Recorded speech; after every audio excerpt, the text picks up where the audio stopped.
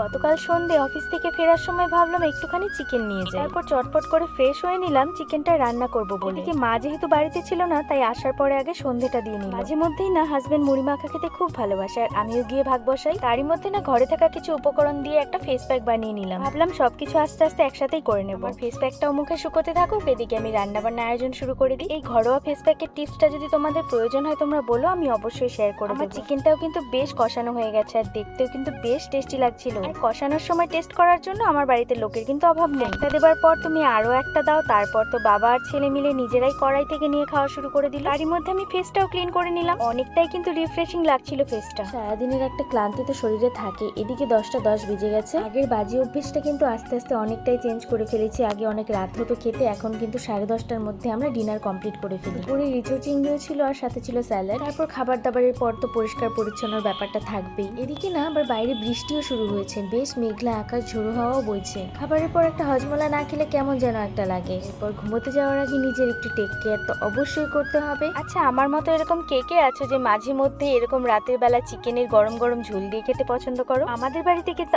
আমি, আমার হাজবেন্ড আর আমার বাচ্চা তিনজনই কিন্তু বেশ পছন্দ করি। গরম গরম যে কোনো খাবারের মজাই কিন্তু অনেকটাই আলাদা। খাবার দাবার সব ঝামেলাই তো মিটে গেল, এবার তো ঘুমোতে হবে, কারণ সকালবেলা আবার অফিস। ভালো থেকো তোমরা, তোমাদের সঙ্গে আবার চলে আসবো এরকম ছোট ছোট গল্প করতে। টাটা।